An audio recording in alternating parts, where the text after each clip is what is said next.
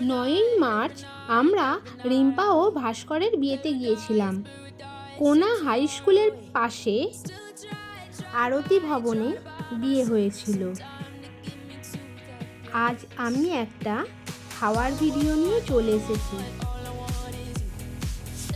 পাতে প্রথমেই এসেছিল নানপুরি, সাথে ছিল কিমা চানা, তারপরে এসেছিল নবরত্ন কারি, তারপর সবচেয়ে প্রিয় ডায়মন্ড ফিশ ফ্রাই এসেছিল।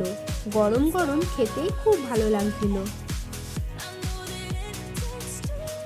মাছের পুরটাও খুব ভালো ছিল,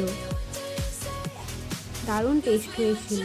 তারপরে এসেছে কাশ্মীরি পোলাও, মাটন কষা, তারপর চাটনি, পাঁপড়, রসগোল্লা ছিল, কিন্তু ওগুলো আমি খাইনি বলে দেখাতে পারিনি।